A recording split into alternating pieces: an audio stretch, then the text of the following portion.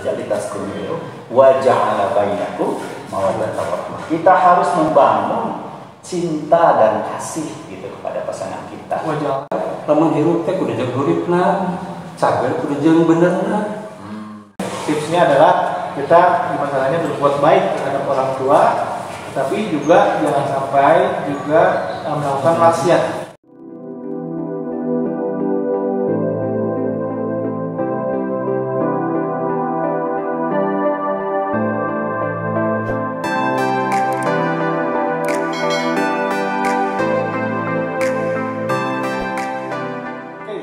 Bismillahirrahmanirrahim. Assalamualaikum warahmatullahi wabarakatuh. Waalaikumsalam warahmatullahi wabarakatuh. Ya, alhamdulillah kita segala puji bagi Allah, kita diberikan nikmat sehat, nikmat waktu dan tenaga gitu ya. Hari ini kita bisa berkumpul bareng untuk ngobrol perkara Islam. Nah, ini sekarang ini kita sudah menginjak ke edisi ke-13 gitu ya. Hari ini pembahasan sangat menarik sekali, yaitu tentang mencintaimu karena Islam gitu. Nah, hari ini kita hadirkan dua tamu pembicara. Yang pertama adalah Ustadz Ahmad Purnama.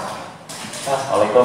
Waalaikumsalam warahmatullahi wabarakatuh. Ustadz, sehat? Alhamdulillah. Alhamdulillah. Sehat. Alhamdulillah. Yang kedua Pak Tahir Sani. Assalamualaikum Pak. Waalaikumsalam. Ustaz, ini menarik sekali ya, karena kita perhatikan data terakhir gitu, sepanjang tahun 2020 ini, khususnya di kota Bandung sendiri tuh angka perceraian tuh mencapai 3.678, dan per harinya itu ada 250 sidang perceraian sekali gitu. Dan ini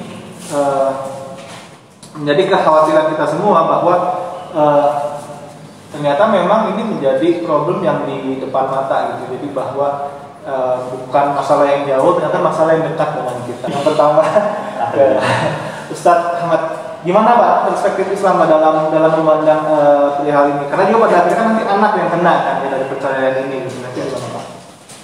Baik, bismillahirrahmanirrahim. Assalamualaikum warahmatullahi wabarakatuh.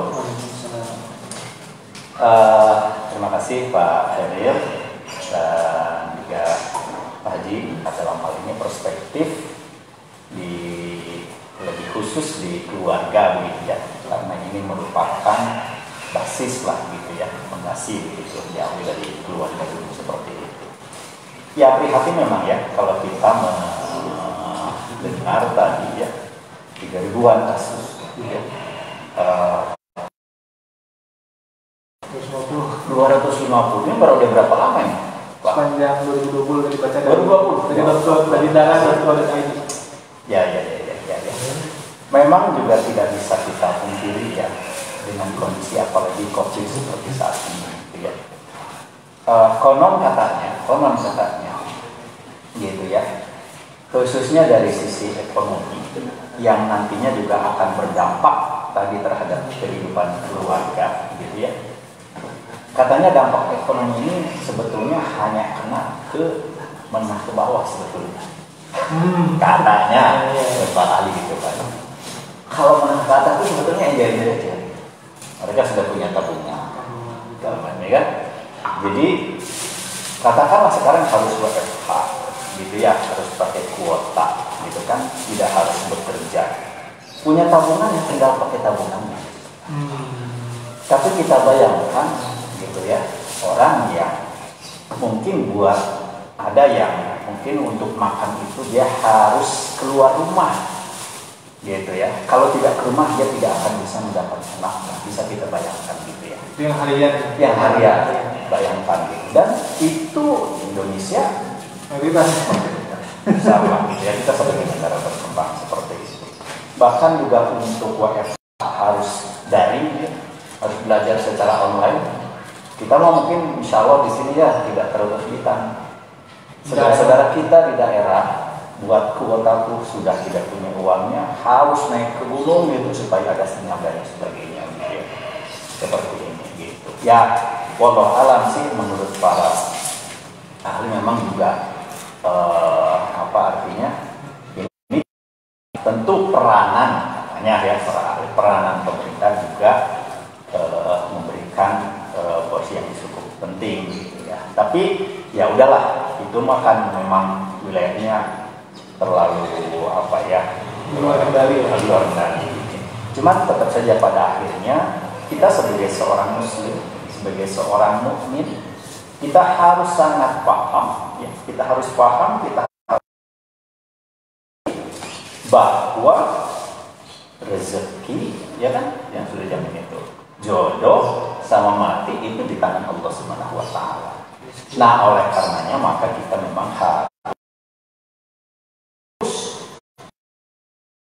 ya, terus berupaya untuk memahami al-Islam ini dengan sebaik-baiknya yang sudah terbukti ini menjadi solusi ya di generasi pertama Rasulullah dan para sahabatnya begitu. Bahkan ke muslim setelahnya sampai abad sekian gitu ya. Nah, oleh karenanya maka saya ingin mengulang kembali apa yang disampaikan pekan yang lalu begitu ya. Pertama, untuk membangun sebuah keluarga itu begitu ya, di awal harus betul-betul kita niatkan gitu ya, hanya mencari keridhaan Allah Subhanahu wa taala, kemudian beribadah. Itu yang pekan yang lalu. Yang kedua, kita harus sangat yakin menurut para ahli tafsir di dalam surat Ar-Rum ayat 21 itu, ayat ini an khalaqalakum min anfusikum azwaja litaskunu ilaiha wa ajala bainakum mawaddatam warahmah. Menurut para ahli tafsir bahwa khalaqa di situ itu artinya Allah menciptakan istri kita itu yang sekarang menjadi istri kita, apapun caranya, mau dijodohkan, mau lewat orang tua, mau lewat teman, itu adalah merupakan takdir yang tidak ada intervensi sedikit pun dari siapapun, tapi dari Allah Subhanahu wa taala. Baik atau buruknya istri kita saat ini, kita harus terima. Nah, untuk apa kita menikah itu adalah supaya kita sakinah, tentram, damai gitu ya, seperti itu. Nah, tetapi untuk bisa mencapai itu maka di dalam ayat tersebut disebutkan bahwa waja'ala bainakum inna fi khalqis wa min ayati an khalaqalakum min anfusikum azwajan litaskunu wa ja'ala bainakum mawaddatan warahmah. Kita harus membangun cinta dan kasih gitu kepada pasangan kita. Waja'ala itu perintah ya? Iya, perintah waja'ala mawaddatan warahmah. Kita harus memelihara cinta dan kasih sayang terhadap istri kita yang itu tidak akan muncul dengan sendirinya, tapi harus ada upaya, usaha dari kita. Harus menahan sabar, berusaha mencintai meskipun keadaannya bagaimana dan seterusnya gitu. Ya, tidak ujuk-ujuk dengan sendirinya begitu. Nah, berikutnya saya ingin menyampaikan lagi resep gitu ya. Dari Rasulullah berikutnya ya. Salah satu resep supaya kita langgeng di dalam rumah tangga begitu ya, pesan Rasulullah adalah bagaimana kita berusaha menghormati orang. Begitu ya, menghormati orang. Nah, kita ini mungkin sudah berkeluarga. Kita ini sebagai orang tua, tapi sisi lain mungkin saya sendiri masih punya ibu, ya, orang tua bapak sudah tidak, tapi ibu masih ada. Nah, ini kalau kita melihat bagaimana sejarah pada masa yang lalu, sedemikian gitu ya, apa artinya perintah kita menghormati orang tua. Salah satu contohnya ini ada contoh yang itu, namanya itu Qais Al-Qarni. Qais Al-Qarni ini orang yang miskin, ya, tidak mampu gitu, tapi dikenal sangat menghormati orang tuanya. Qais Al-Qarni ini orang mana? Qais Qais Al-Qarni orang Yaman. Kenapa? Ada gangguan? Ya. Lanjut? Ya. Oke. Lanjut. dikenal orang yang biasa-biasa saja bahkan relatif tidak mampu, tetapi dikenal sangat menghormati orang tua, khususnya ibunya yang memang dalam keadaan lumpuh. Begitu udah sakit kemudian juga lumpuh. Anaknya dia kalau soal ini memiliki penyakit belang lah ininya. Nah, itu sedemikian menghormati ibunya, sedemikian mencintai ibunya, gitu. Karena Allah SWT sedemikian sahabatnya, apapun yang diinginkan oleh ibunya diikuti. Sampai satu ketika ibunya menyampaikan, wahai Qaisetan, aku ingin melaksanakan haji. Gitu ya. Mendengar itu, waduh, bagaimana katanya ibu saya lumpuh pada masa lalu begitu ya. Saya nggak tahu, Yaman ke Mekah itu berapa jauh. Akhirnya sampai untuk mempersiapkan itu, karena bepergian juga suka digendong-gendong oleh Qaus Al-Qarni, gitu ya. Sampai beliau itu latihan untuk menggendong ibunya, naik ke bukit, bolak-balik menggendong kambing. Terus sampai ada orang yang mengatakan gila, gitu ya. Nah, itu berlangsung selama 3 bulan setiap hari, begitu. Sampai akhirnya kemudian Qaus Al-Qarni menyampaikan kepada orang yang mengatakan gila itu apa yang disampaikannya, dan kemudian orang-orang merasa kagum. Sampai bayangkan 3 bulan terus setiap hari, sampai yang tadinya beratnya sekitar 50 kilo, sampai si kambingnya itu beratnya menjadi 100 kilo. Terus akhirnya telah disampaikan maksudnya bahwa itu adalah sebagai sarana latihan, gitu ya, untuk menggendong ibunya melaksanakan ibadah haji bawah berani terdahulu.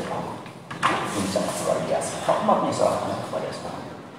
Dan itu pun kata Rasulullah SAW, pernah satu ketika disampaikan ada sahabat, ya Rasulullah, aku kemarin katanya mengangkat ibuku, menggendong keliling melaksanakan tawaf di Mekah gitu beberapa kali, pokoknya melaksanakan ibadah haji. Apakah sudah terbayar hutangku terhadap jasa ibu? Kata Rasulullah belum.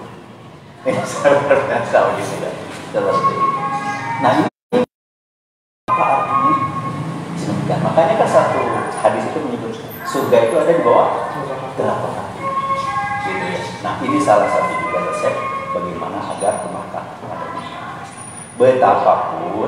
betapapun memang juga jangan salah. Jangan sampai juga kita salah kaprah. Apapun dituruti begitu ya, tetap saja ada batasan. Kata Rasulullah SAW bahwa la ta'ata fi maksiatillah, tidak ada ketaatan dalam bermaksiat kepada Allah SWT. Gitu ya. Contohnya ada, tapi mungkin masih ada waktu ini. Ya, boleh tahu lanjut aja. Oke, baik. Nah, ini contoh ya bahwa la ta'ata fi maksiatillah. Ada satu contoh lagi seorang yang salih begitu ya, namanya Abi Waqqas. Sa'ad bin Abi Waqqas ini pamannya Rasulullah sebetulnya, begitu ya. Ini termasuk apa artinya orang yang terhormat di Quraisy. Ya, ibunya itu namanya Hamnah binti Sufyan, begitu. Nah, ini sebelum masuk Islam Sa'ad bin Abi Waqqas, begitu ya.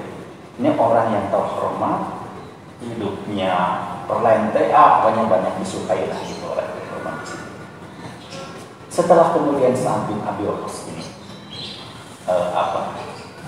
masuk Islam, semua sumber dayanya dicurahkan untuk perjuangan Islam, bahkan relatif kurang memperhatikan penampilannya begitu. Sampai akhirnya kemudian ibunya protes begitu. Dan ibunya belum masuk Islam, masih agama nenek moyang seperti yang sebelumnya gitu. Dan akhirnya tidak tega melihat anaknya seperti itu dan meminta kepada Sa'ad bin Abi Waqqas, wahai Sa'ad, katanya, kembalilah kau ke agama. Beberapa kali menyampaikan seperti itu, tidak, wahai ibuku, aku akan tetap memegang agama Rasulullah SAW, agama Islam, dan seperti itu. Sampai akhirnya karena tidak rela ibunya, anaknya masuk Islam, Sa'ad bin Abi Waqqas itu, aku katanya akan menghormatkan kalau engkau tidak mau menuruti perintahku kepada Nabi SAW. Begitu. Apa yang diungkapkan, dan ini sangat terkenal hadis itu.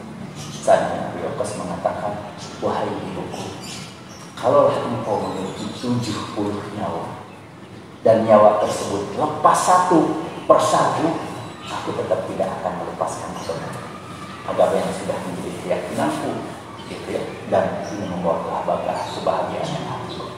Nah, jadi ini barangkali harus juga menjadi batasan, gitu ya. Kemarin juga kami sampaikan bagaimana untuk salah satu resep kita membina hubungan rumah tangga itu apa artinya kita berbakti kepada orang tua, menyenangkan anak, menyenangkan istri, hati-hati juga. Ya, hati-hati juga tetap kita harus ada benteng sampai dalam rangka kita menyenangkan anak, menyenangkan istri, gitu ya, menyenangkan orang tua, kemudian itu melanggar ketentuan Allah Subhanahu wa Ta'ala, maka hilanglah nanti sakinah itu. Karena apa? Karena sudah tidak lagi ibadah niatnya, tadi hanya menyenangkan.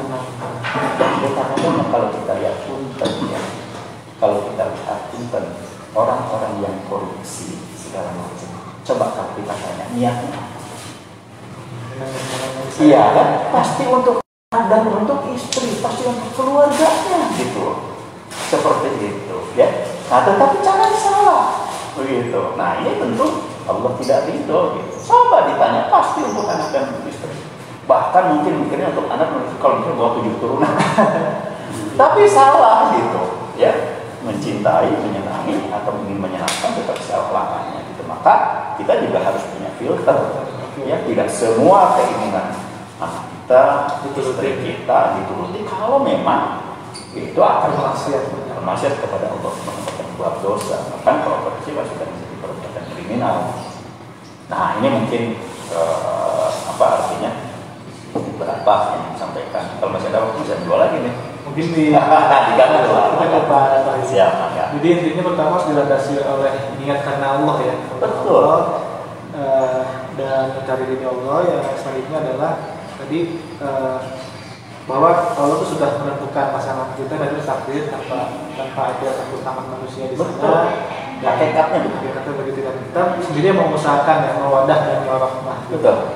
Di sisi lain, tipsnya adalah kita masalahnya berbuat baik terhadap orang tua, tapi juga jangan sampai juga melakukan maksiat di dalam Allah Subhanahu wa Ta'ala. Luar biasa sekali banyak nih rupiah nih. Nah, kemudian kita ke Pak Tohir dulu, ke Pak Tohir. Mas Tohir, ini dalam konteks ini gimana, Pak? Karena kan terkait dengan ada istri, ada anak, gitu ya. Ini bagaimana kita bisa memastikan bahwa keluarga kita tuh benar-benar bisa lurus ke jalan Allah dan bisa selamat, gitu, sampai nanti. Nah, mungkin Pak Tohir juga sebagai praktisi, gitu, kita kenal di masyarakat juga, alhamdulillah keluarganya, gitu, semuanya baik, gitu. Nah, itu kira-kira apa yang bisa di-share, gitu, ke masyarakat? Ini udah praktisi pendidikan. Nah, itu juga sebagai praktisi pendidikan, jadi luar biasa sekali. Ya, terima kasih. Assalamualaikum warahmatullahi wabarakatuh. Waalaikumsalam warahmatullahi wabarakatuh. Keluarga itu banyak permasalahan dan menjelaskan tentang contoh-contoh peristiwa yang terjadi zaman dulu. Nah, saya juga hari ini ingin tukar pikiran, bahwa keluarga itu kan secara esensial ada dua komponen. Ada komponen orang tua, terdiri dari ayah dan ibunya. Yang kedua komponen anak. Nah, itu. Antara orang tua dan orang tua ini ada hubungan yang harmonis dengan anak, hubungan yang harmonis dengan ibu atau dengan bapak. Nah, ini mungkin terjadi di masyarakat. Mudah-mudahan tidak ada, ya. Hanya anggapan seperti itu. Anak juga masih harus perlu arahan, bimbingan, binaan, pendampingan tentang pendidikan. Jadi kita mengucapkan pendidikan itu atau mendidik, kata didik itu memang mudah, tapi dimaknai bermacam-macam definisi kan. Pada intinya mendidik itu adalah mengembangkan potensi yang ada pada anak didik agar anak didik ini mencapai kedewasaan. Itu arti secara sepintas seperti ini. Sore hari ini saya ingin menambahkan, bukan menggurui, bukan, tapi menambahkan. Mudah-mudahan pemirsa bisa menjadikan suatu catatan barangkali terkait dengan pendidikan anak, juga tugas orang tua untuk mendidik. Nah, orang tua sebagai pendidik, anak peserta didik. Nah, antara pendidik dan peserta didik ini harus ada komunikatif yang sangat harmonis, sangat komunikasi. Iya. Pendidikan itu luas, mungkin berapa SKS gitu ya. Luas, cukup luas gitu. Hanya di sini pertama saya ingin sedikit menyampaikan landasan atau konsep dasar tentang pendidikan, khususnya pendidikan keluarga. Kalau pendidikan itu kan umum, ini khusus pendidikan keluarga Islami lagi. Iya. Soal namanya juga perkara Islam, jadi pendidikan keluarga Islam. Iya. Betul apa yang disampaikan oleh Pak Ustadz, bahwa keluarga Islami itu adalah keluarga yang senantiasa melakukan apapun aktivitas hendaknya didasarkan dengan lillahi ta'ala. Artinya dengan ibadah. Sebab aktivitas apapun kita yang sifatnya baik itu akan menjadi ibadah, manakala dengan niat yang baik, dengan niat mengharapkan ridho Allah atau mardotillah. Keluarga juga sama. Insya Allah kalau keluarga sakinah, mawadah, warahmah dengan ingin tentram, penuh kasih sayang atas landasan ridho Allah, insya Allah itu jadikan ibadah oleh Allah. Di dalam Al-Quran jelas bahwa tugas manusia, tugas kita juga tugas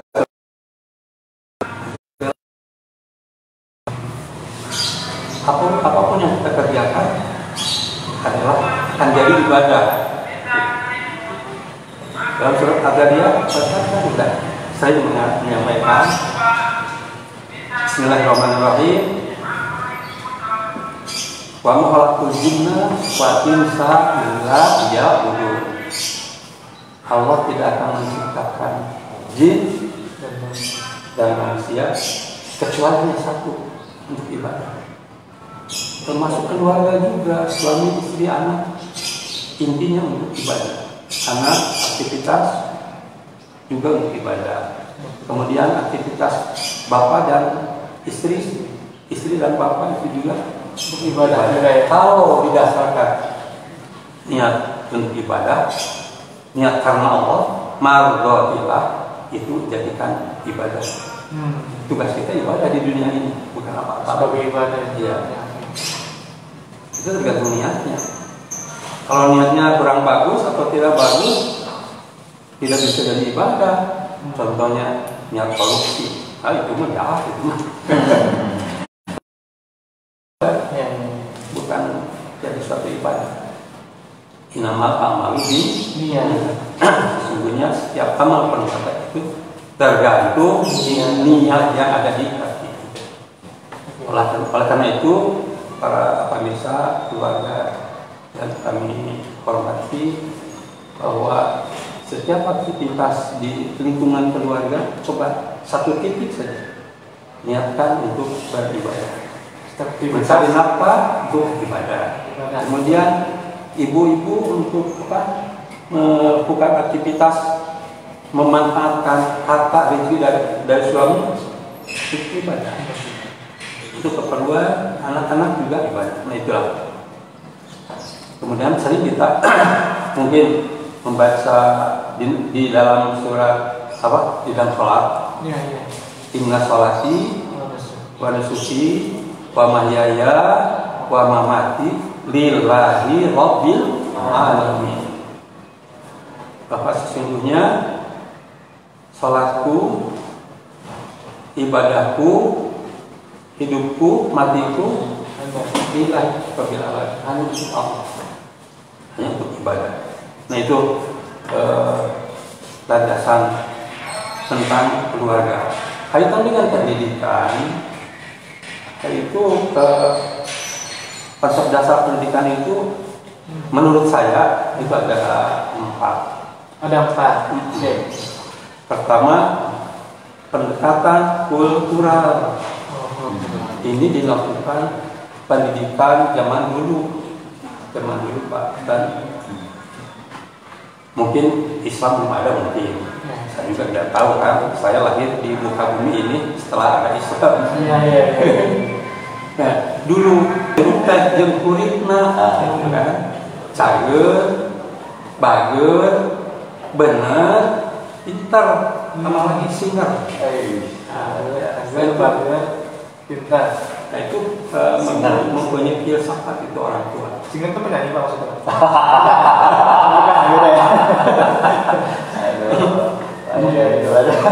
Makanya kata orang tua dulu pengalaman saya Pak Ustaz, anjur hirup teh kudu jeung kuripna, nah itu kan bahasa politis itu. Cager jeung bageurna, bener jeung pinterna. Nah, sama singer sendiri. Dan jelaskan kita masih ngerti banyak. Singer. Insyaallah. Insyaallah ada penyanyi. Belum tentu itu kan. Hirup artinya sudah antara ruh dengan jasad. Nah, ya, pasti kita tahu itu hirup bisa bersatu. Selama ruh dengan jasad kita bersatu, kita mempunyai kehidupan. Artinya hidup, cita apa? Hidup teh kudu urip, nang ari urip. Urip teh jadi dina kahirupan merasakan nyaman, merasakan bahagia, merasakan tentram, dan juga tidak berbuat masalah dengan orang lain. Itu urip. Estuning lulus banglus bahasa. Sakinah ini ya sakinah berarti ya. Iya. Kemudian cager, bager, benar, pinter. Hanya kudu sager. Sehat. Itu kan pendidikan dari orang tua. Cager sehat. Iya. Jadi sehat lahir, sehat batin. Bukan hanya lahir ya maksudnya. Kita lahir saja dengan batinnya sehat. Jadi apa tuh penyakit batinnya itu bersih, gitu kan? Cager, bager itu baik. Ya. Jadi apa ya orang yang tidak bermasalah, Soleh masalah. Soleh dan khusus bager itu apa ya? Jadi ikhlas juga sih kan mas. Artinya ikhlas ada di dalam. Kemudian bager itu tulus ikhlas. Iya kan ya. Oh iya, rasa tulus ikhlas orang kita harus begitu. Ini kata orang tua dulu. Sabar bager benar. Jadi perilaku itu harus benar. Artinya tidak kokoh, jujur, kan? Tidak berbuat yang menyimpang dari apa yang sebenarnya. Gitu. Benar. Secara kultural begitu ya. Iya. Okay. Jadi cara mendidik orang tua dulu begitu. Iya. Begitu. Sager, bager, benar, pintar, cerdas kan, terkait dengan intelektual, cerdas. Jadi kudu pintar lah. Cuma caranya kurang yang pintar kan, kudu belajar, dituntut memperoleh pendidikan. Gitu. Kapolri memang ada pembelajaran, hanya pembelajaran itu caranya tidak seperti sekarang. Terakhir, singer. Cek bahasa Bandung singer teh kreatif gitu kan. Kreatif ya. Singer itu kreatif. Bukan penyanyi. Bukan penyanyi. Gak usah ada kesulitan untuk mengikuti Indonesian Idol ya. Kan dulu belum ada Pak. Jadi semangat gesit, cekatan, kreatif. Iya, singer teh kreatif. Betul. Jadi Sepuh Kapurma hanya mengatakan singer. Jadi harus seperti itu. Kalau ingin hidup apa tuh hidup tadi apa? Hirup hurip. Hirup teh kudu jeung hurip. Nah, itu bahasa. Sepuh atau kapungkur. Hidup lamun hirup teh kudu jeung huripna, cager kudu jeung benerna. Apa? Pinter, cager jeung bageurna. Pinter jeung benerna. Pinter itu bener. Oh, itu bahaya kan? Bahaya sekali itu harus dimiliki oleh seseorang. Kalau bahasa Islam barangkali itu soleh, jadi harus jadi anak yang soleh. Soleh itu taat, gitu kan? Hidupnya ini tidak bermasalah, kemudian sayang akan dirinya sendiri, kemudian sayang pada orang lain, dirinya sendiri manfaat untuk orang lain dan untuk dirinya, nah itu ya salah satu soleh gitu kan. Kalau pendidikan kultural itu kalau mungkin secara persuasif gitu ya. Secara persuasif gitu. Jadi diajak ngobrol, kasih halus sekali ya. Dialog. Jadi orang tua dulu itu tidak ngomong, tidak hanya instruksi, tidak langsung instruksi atau perintah dan sebagainya. Tapi bahasanya bahasa Siloka gitu. Konsepnya udah ada ya dari dulu. Oh iya, ada gitu. Banyak kan bahasa Siloka orang tua dulu. Contohnya adulan. Nyadulan kata nyadulan. Jangan hanya menyenangkan. Gitu. Seperti anak TK dikasih uang 100.000 gitu aja. Itu nyadulan. Nyadulan itu adil. Tempatnya. Tepatnya seperti itu. Jadi kalau tapi hanya makanan saja, mementingkan untuk makan saja. Tapi pendidikan tidak. Gitu. Dulan itu kan wadah sanyu, makan nasi. Dulan itu wadah nasi, nasi itu untuk makan. Jadi nyala teh karena jajannya unggul, untuk makanannya saja. Senang. Tapi pendidikannya tidak. Nah, itu namanya dulan. Orang tua seperti itu. Nah, banyak contoh-contoh pendidikan asik seperti itu. Tapi yang sekarang juga bisa manfaatkan. Salah saja sekarang juga harus benar, cager, benar, pintar, sehingga kemudian hirup jeung uripna gitu kan. Nah, itu hanya bahasanya yang beda, situasi yang beda gitu kan. Nah, keluarga kita juga mendidik anak itu tujuannya kan itu sehat, benar, pintar, kemudian cekatan, kreatif dan lain sebagainya. Nah, itu yang diharapkan oleh orang tua sekarang, kita sekarang sebagai orang tua. Ini pengalaman dulu orang tua. Mungkin Islam belum ada mungkin. Nah, tapi pendidikan ada gitu. Nah, itu Pak Asli. Kemudian yang kedua, landasan yang kedua adalah undang-undang sistem pendidikan yang sekarang. Undang-undang sistem pendidikan nomor 20 tahun 2003 itu di sana banyak, di antaranya ada dasar, ada fungsi, ada tujuan pendidikan. Yang banyak tidak mungkin saya jelaskan. Maksudnya dasar ini waktu. Saya menjelaskan ini waktu. Yang ada pada undang-undang sistem pendidikan nomor 20 tahun 2003 itu ada di dalamnya. Kemudian yang ketiga, dasar atau landasannya Al-Quran. Sering kita baca dan sering kita bikin amalkan. Dan ini pun tentunya kalau ingin menjadi keluarga yang sakinah, mawaddah, warahmah, itu adalah melaksanakan. Ini Pak Sarah melaksanakan apa? Oh iya kan? Itu melaksanakan ayat Al-Quran, surat At-Tahrim itu kan, surat At-Tahrim ayat 6 itu. Alhamdulillah minasyaitonir rajim. Ya ayyuhalladzina amanu, keluarga yang beriman, itu kan, ku anfusakum wa ahlikum, nah peliharalah diri kamu, kepala keluarga seorang bapak, pelihara dulu pribadinya atau dirinya, wahaikum, kemudian istri, dan anak keluarganya.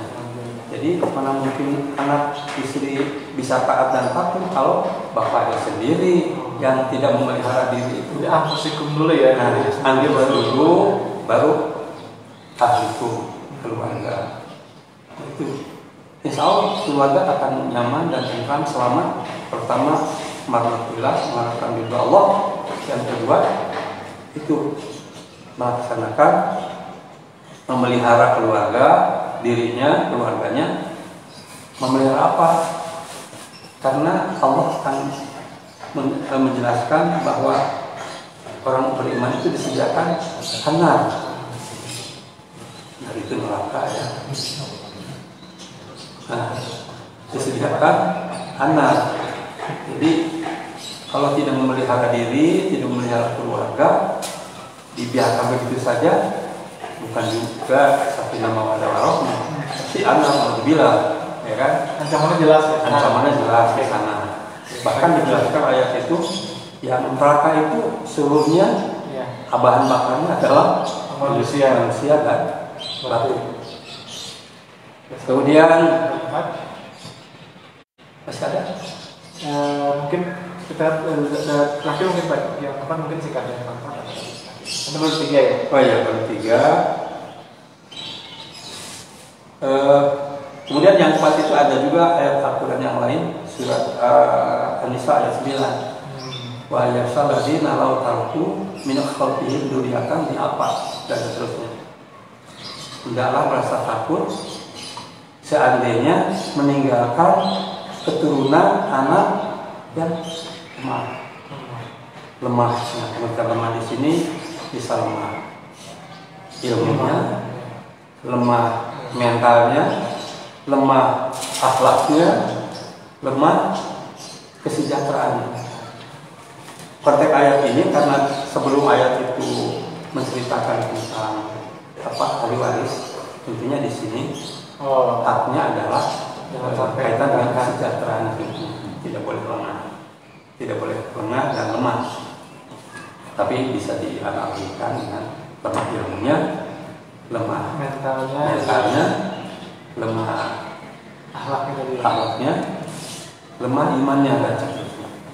Kemudian satu lagi terakhir, landasan yang keempat itu adalah hadis dijelaskan bahwa orang tua itu akan harus mewarnai anaknya melalui pendidikan. Harus mewarnai anaknya ya. Jadi, dalam hadis riwayat Bukhari Muslim, dulu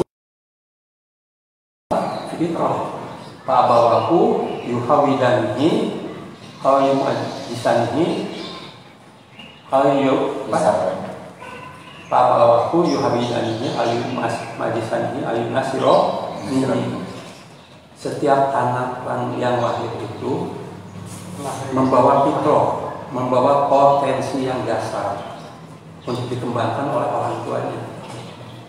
Pak bawaku yuhawidanihi, maka kedua orang tuanya harus menjadikannya dia bisa menjadikan Yahudi, bisa dijadikan Nasoro, dan bisa dijadikan Majusi.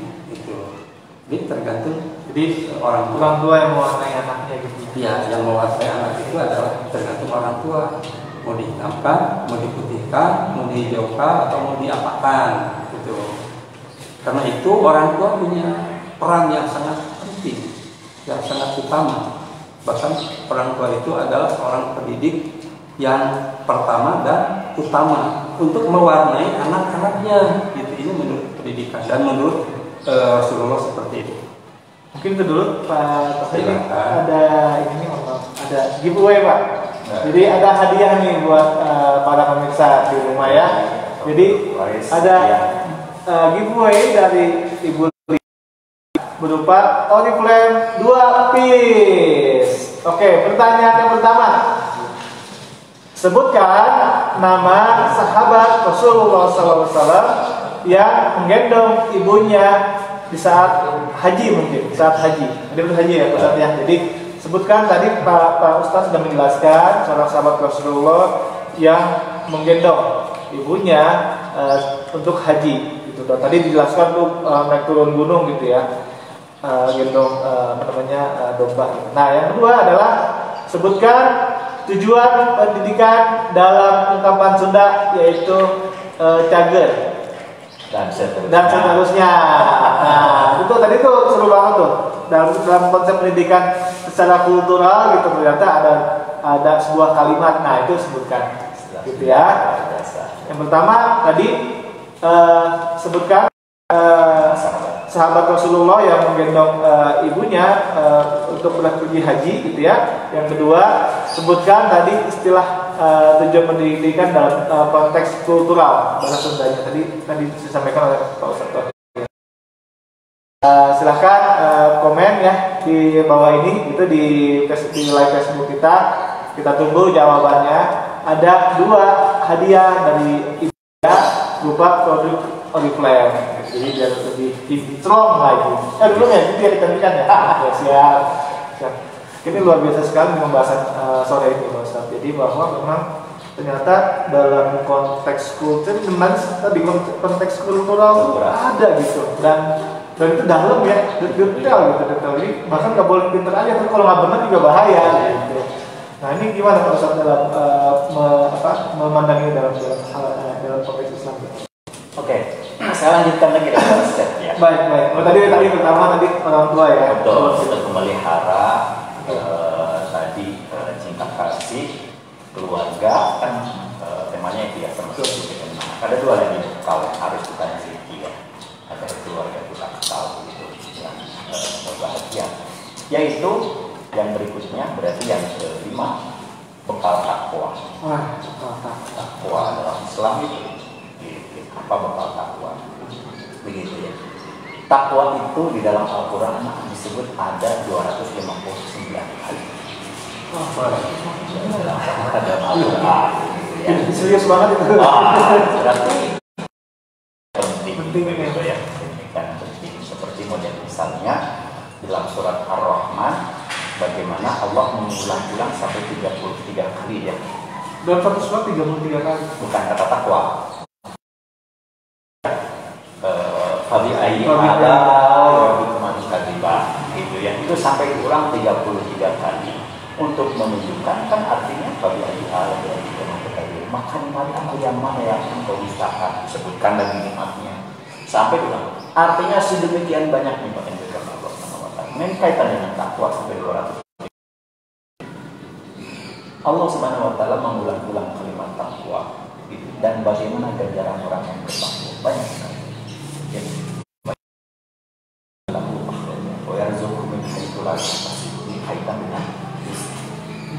barang siapa yang bertakwa kepada Allah SWT, maka niscaya Allah akan memberikan jalan keluar dari setiap masalah yang ada. Wa yarzuqhu min haitsu la yahtasib, dan Allah akan memberikan rezeki dari arah yang tidak disangka-sangka.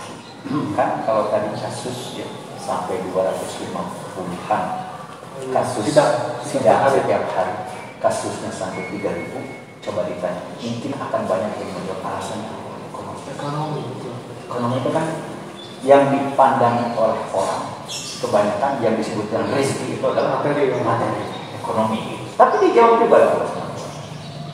Gitu ya. Maya taqilah ya'lamu min amrihi yusra. Barang siapa bertakwa kepada Allah Subhanahu wa taala, maka Allah akan memberinya kemudahan dan kemudahan. Ada lagi ayat yang wa yu'allimukumullah kata Allah. Barang siapa bertakwa kepada Allah, maka Allah akan mengajarkan. Mengajarkan apa? Mengajarkan yang tadinya tidak tahu menjadi tahu, yang tadinya tahu menjadi lebih tahu, lebih paham, lebih yakin. Gitu. Ya. Kemudian juga Allah menjanjikan, walau kana ahlul qura amanu wattaqau la fatahna 'alaihim barakatin minas samai wal ardh. Barang seandainya seluruh penduduk negeri ini beriman dan bertakwa, maka Allah akan menganugerahkan rezeki dari langit dan dari bumi. Dari langit dan dari bumi dikeluarkan begitu.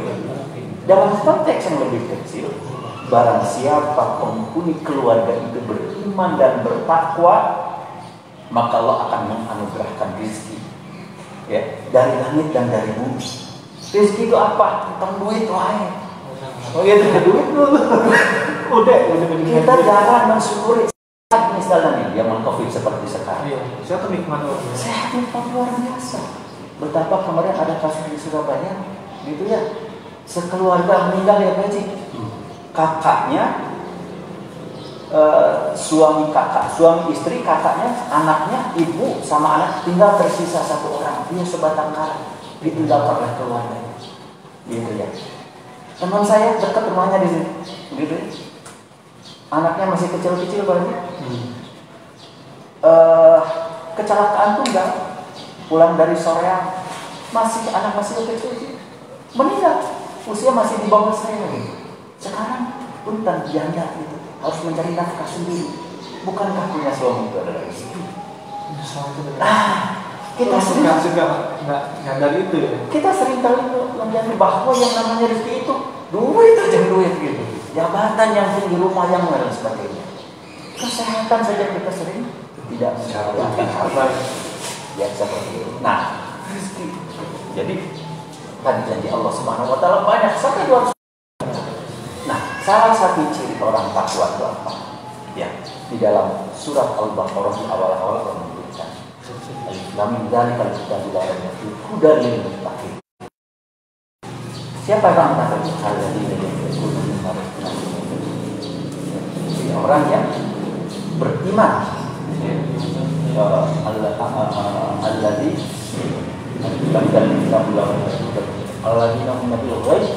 beriman kepada yang baik dan seterusnya. Ada juga salah satu ciri yang takwa ini yang saya lagi belajar. Ada di dalam surat Ali Imran. Ciri orang yang takwa surat 134. Alladzina yunfiquna fis sarra'i wad dharra ya wal kadhiminal ghaidh wal 'afina 'anil nas.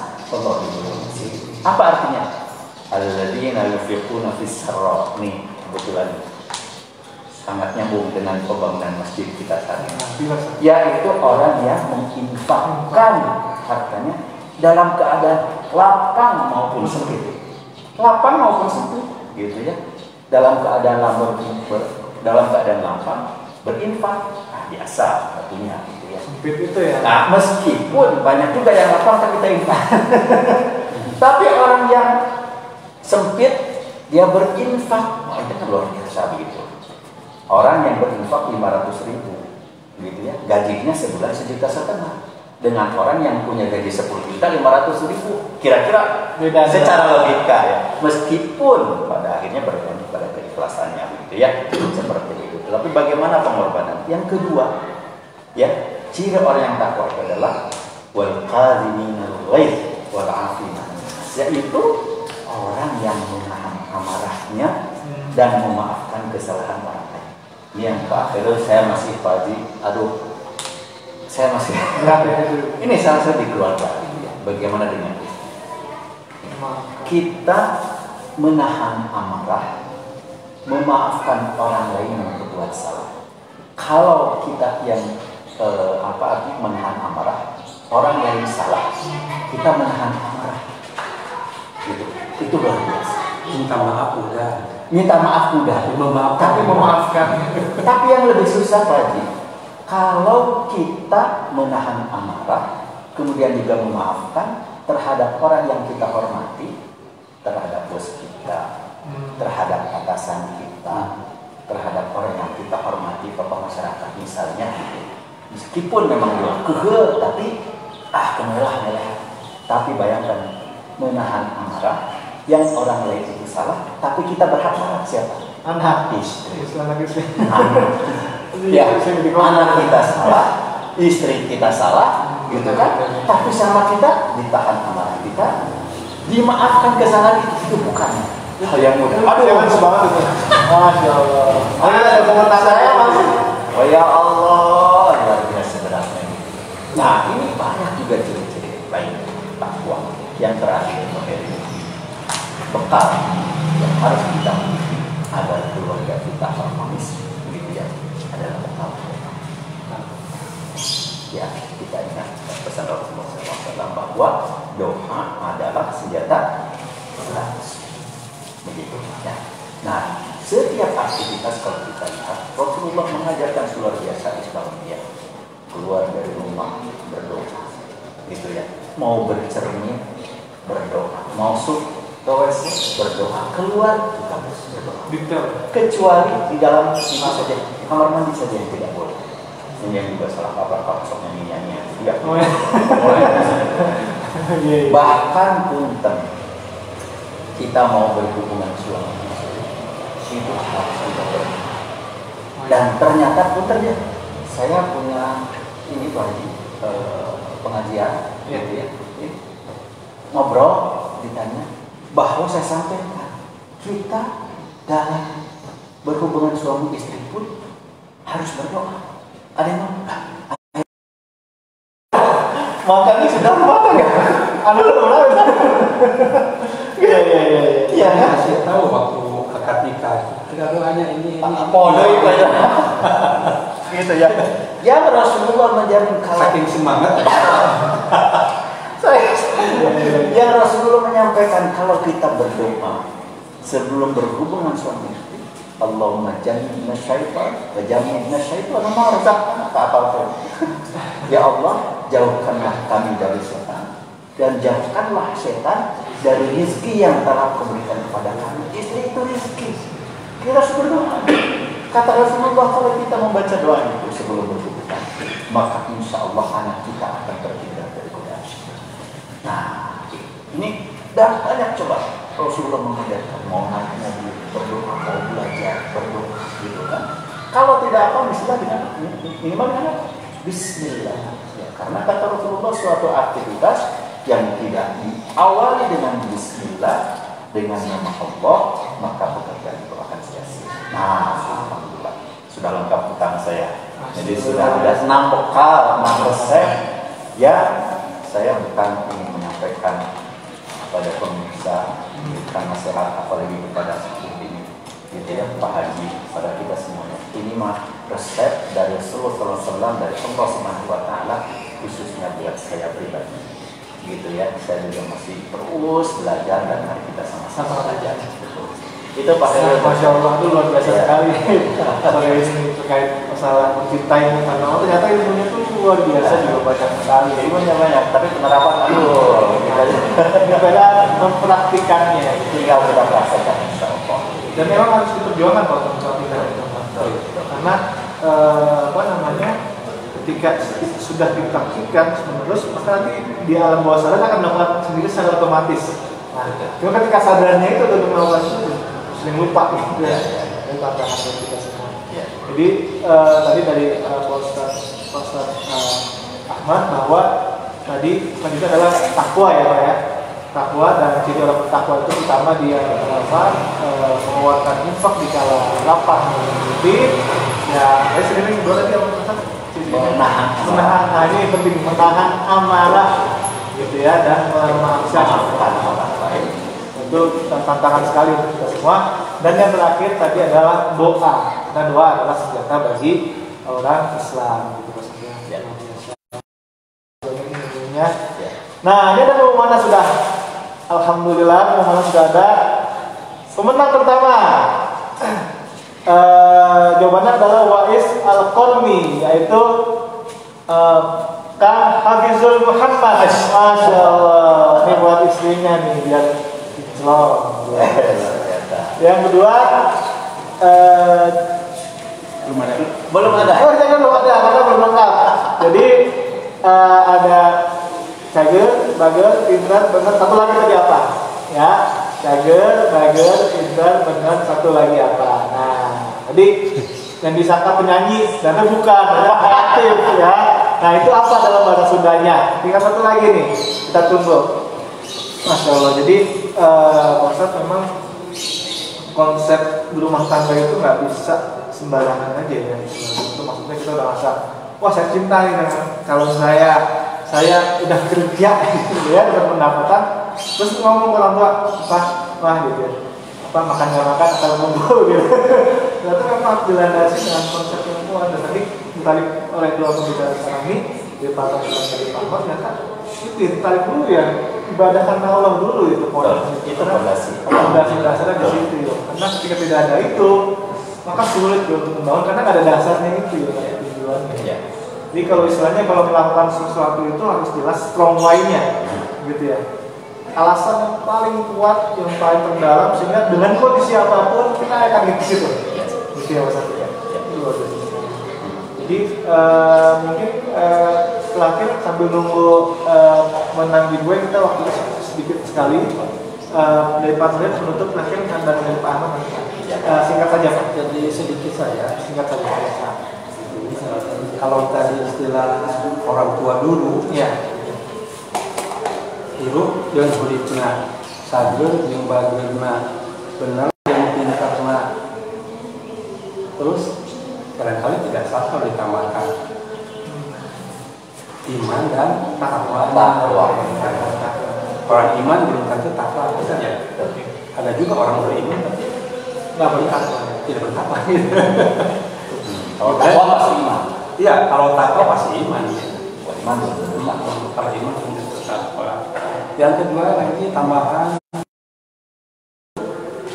selain yang tadi sager padu terus sinter singer komat tidak kudu silih asih, silih asu, silih asah.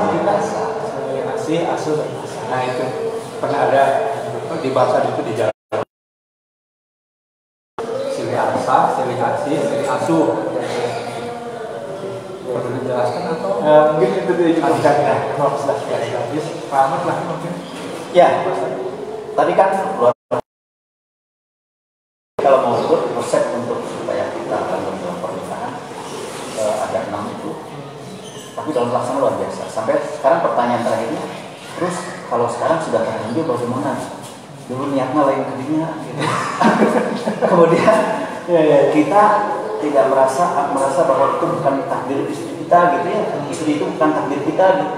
Terus kita belum takwa dan seterusnya. Terus pertanyaan bagaimana? Ya, kalau niatnya lurus saja. Nggak terlambat. Nggak terlambat. Ya. Begitu ya. Terus yang paling penting adalah kita terus belajar. Terus belajar, praktekkan. Belajar, praktekkan, belajar, praktekkan. Karena Allah tarbiyah mengenai pendidikan itu sampai akhirnya. Begitu. Saya kira itu saja ya. Jadi jangan terlambat, tidak merasa terlambat. Yang kedua adalah belajar dan terus mempraktikkan. Ya. Oke. Terakhir, kita sedang melakukan renovasi gitu, dan kita membuka peluang kepada saudara-saudara untuk ikut gitu, melakukan infak gitu ya, dan ini adalah investasi akhirat. Selama ini digunakan, selama itu pahala kita mengalir untuk kita, dan walaupun kita sudah wafat itu ya, kan terus mengalir. Jadi ini kesempatan, dan ini tinggal sedikit lagi. Kemarin kita tinggal sekitar 30 juta lagi, 30 juta. Dan ini kalau kelewatan, sayang banget. Ini udah ada, ya ternyata udah habis. Nah, tadi kata Pak Ustaz, dalam lapang maupun sempit kita infakin aja. Itu salah satu ciri orang takwa. Nah, itu salah satu ciri orang bertakwa, dan takwa itu. Jadi guna fisarro, dan apabila ada sempit lapang maupun sempit. Dan nanti Allah akan menggunakan rezeki dari yang sangat terduga berkata. Terus dengan kondisi sekarang untuk berinfak itu dia tidak harus punya kita. Modalnya cukup jari. Oh iya, pasang di IG, pasang di Facebook, share ke WA. Banyak ini teman-teman kita. Di fenomenal saya udah.